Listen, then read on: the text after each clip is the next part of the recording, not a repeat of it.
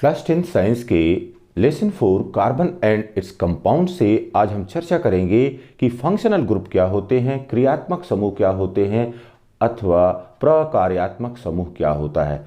अब यहाँ पर देखिए, इसके पहले हम लोगों ने एल्केन समूह के बारे में देखा हुआ है। एल्केन समूह का सामान्य सूत्र क्या है? एल्केन समूह का सामान्य सूत्र है CnH2n+2 सामान्य सूत्र है। और इसके अगर हम यौगिकों की बात करते हैं तो CH4 इसका पहला यौगिक है, फिर C2H6 है, फिर C3H8 है। इसको हम मेथेन कहते हैं। यह एथेन है, यह प्रोपेन है। अब देखिए बेटा, अगर इस एल्केन समूह से हमने किसी यौगिक से एक हाइड्रोजन विस्थापित कर दिया, जैसे यहां पर मेथिन है, कार्बन के साथ यह 4 हाइड्रोजन जुड़ करके इसकी संयोजकता को पूर्ण कर रहे हैं। अगर यहां से एक हाइड्रोजन विस्थापित हो जाए तो एक हाइड्रोजन विस्थापित होने पर यह क्या बनाएगा? CH3 बनाएगा। और एक यहां पर मुक्त रेखा प्रदर्शित करते हैं। मुक्त रेखा यह बताती है कि कार्बन की एक संयोजकता अभी फ्री है, तो यहां पर इसको लिख सकते हैं CH और H। अब यह लाइन, इस लाइन को हम कहते हैं मुक्त रेखा। मुक्त रेखा या फ्री लाइन, इसकी यह संयोजकता फ्री है। लेकिन जैसे ही हमने एक हाइड्रोजन विस्थापित कर दिया तो यह क्या हो गया? यह मेथिल हो गया। और इस प्रकार से ये जो समूह बन रहा है इसको एल्कल समूह कहते हैं। इसको क्या कहते हैं? एल्कल ग्रुप कहते हैं या एल्कल समूह कहते हैं। इसी प्रकार से अगर एथिन की बात करें तो यहां पर कार्बन और कार्बन यह सिंगल बॉन्ड के द्वारा जुड़े हुए हैं। प्रत्येक कार्बन से 3 हाइड्रोजन जुड़ा हुआ है। यहां पर अब अगर एक हाइड्रोजन हमने विस्थापित कर दिया, किसी प्रक्रिया के द्वारा एक हाइड्रोजन अगर यहां से विस्थापित हो जाता है तो विस्थापित होने पर यह क्या बनाएगा? यहां पर अब बन गया, यह कार्बन और कार्बन सिंगल बॉन्ड के द्वारा जुड़ गए। यहां पर हाइड्रोजन हो गया, यह हाइड्रोजन हो गया, इन स्थानों पर हाइड्रोजन हो गया। अब यहां पर देखिए यह फ्री लाइन हो गई। इसका मतलब कार्बन की यह संयोजकता अभी अधूरी है। यहां पर कोई तत्व आकर के जुड़ सकता है या यह संयोजकता यहां पर फ्री है। तो यह CH3 फिर CH2 और फ्री लाइन। अब यह क्या बन गया? यह बन गया एथिल बन गया। यह एथिल बन गया। इसी प्रकार से प्रोपेन से भी यही प्रक्रिया होगी कि प्रोपेन से अगर एक हाइड्रोजन को हम विस्थापित कर देते हैं तो वह प्रोपिल बना लेगा। इसका मतलब है कि यह एक हाइड्रोजन अगर हमने एल्केन से विस्थापित कर दिया तो क्या बन जाएगा? यह एल्किल ग्रुप बन जाएगा या यह एल्कल समूह बन जाएगा। अब हाइड्रोकार्बन में क्या होता है? जब हम हाइड्रोकार्बन की बात करते हैं तो उस हाइड्रोकार्बन में जानते हैं कि यह हाइड्रोजन और कार्बन से मिलकर के बना हुआ अणु या यौगिक होता है। तो हाइड्रोकार्बन से यदि एक हाइड्रोजन को विस्थापित करके या एक से अधिक हाइड्रोजन को विस्थापित करके उनके स्थान पर यदि ऑक्सीजन आ जा रहा है, उनके स्थान पर हैलोजन आ जा रहा है, यदि नाइट्रोजन और सल्फर आ जा रहा है तो यह उनके साथ भी जुड़ जाएगा। क्योंकि कार्बन की यह विशेषता है कि कार्बन किसी भी परमाणु के साथ जुड़ने का गुण रखता है, अत्यंत ही मैत्रीपूर्ण तत्व होता है। तो यह हमने कहा कि इतने जो हैलोजन है, ऑक्सीजन है, नाइट्रोजन है, सल्फर है, इन सबसे आकर के यह जुड़ रहा है। तो यह जुड़ने वाला परमाणु क्या कहलाता है? ये ऑड एटम कहलाता है या इसको हम विषम परमाणु कहते हैं। फिर देखिए, अगली बात जानते हैं कि जितने भी सैचुरेटेड हाइड्रोकार्बन होते हैं, all saturated hydrocarbons are unreactive are low reactive, कम क्रियाशील होते हैं या नहीं क्रियाशील होते हैं।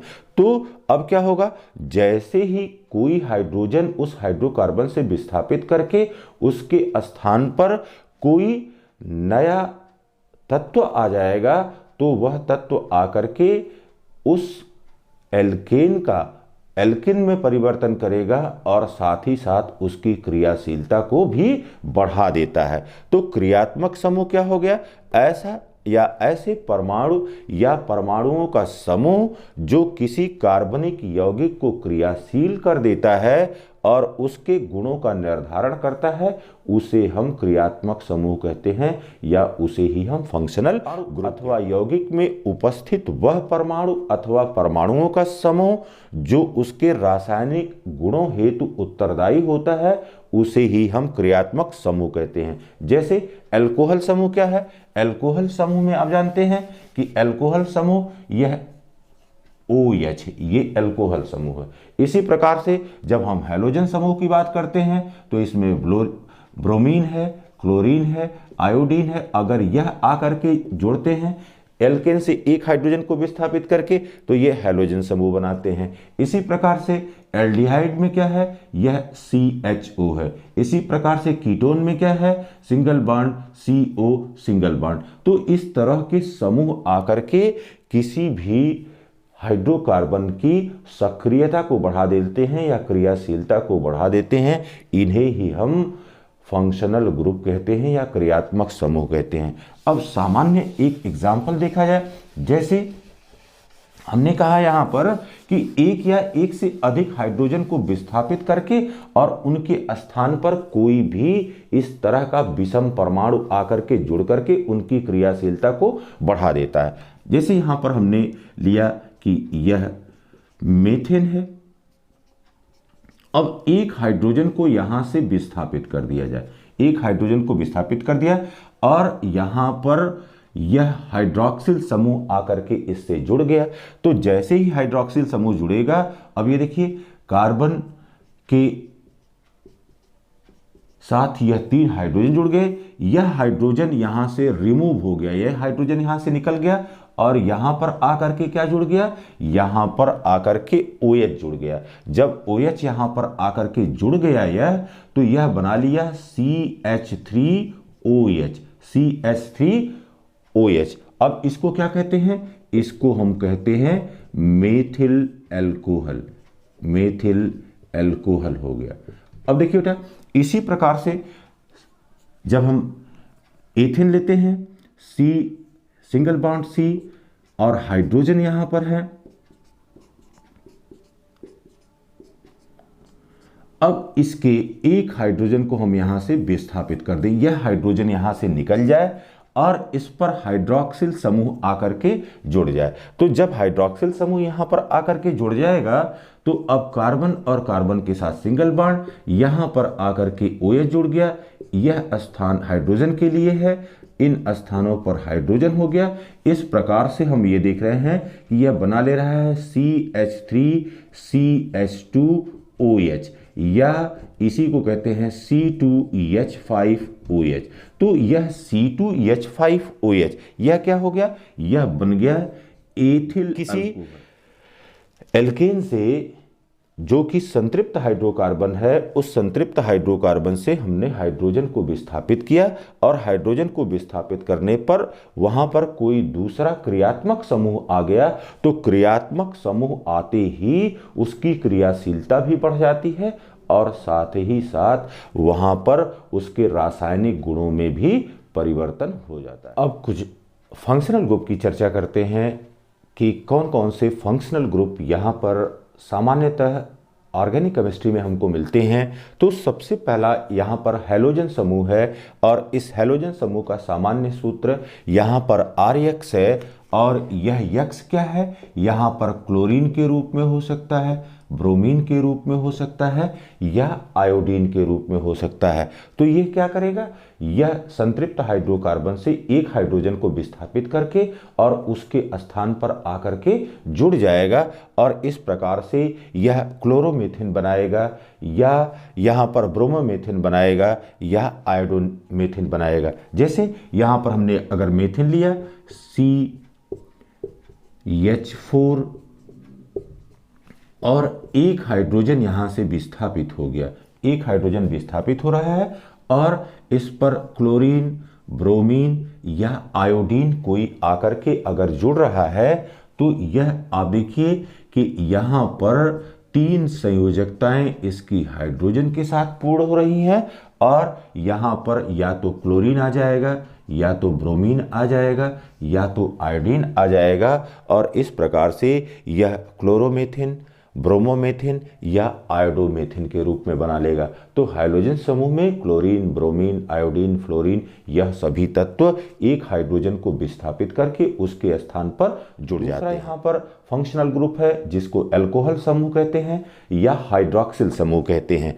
अब हाइड्रॉक्सिल समूह का सामान्य सूत्र क्या होता है? हाइड्रॉक्सिल का सामान्य सूत्र यहाँ पर यह ROH होता है। यह OH इस फंक्शनल ग्रुप का आइडेंटिटी है। तो यहां पर अब देखिए कि क्या हो रहा है, यहां पर एक ऑक्सीजन है और यहां पर एक हाइड्रोजन है और यह जो ऑक्सीजन है यह ऑक्सीजन किसके रूप में यहां पर है? यहां पर यह विषम परमाणु के रूप में है, क्योंकि हाइड्रोकार्बन में हाइड्रोजन और कार्बन होना चाहिए और यहां पर विषम परमाणु के रूप में यहां पर ऑक्सीजन आकर के जुड़ रहा है।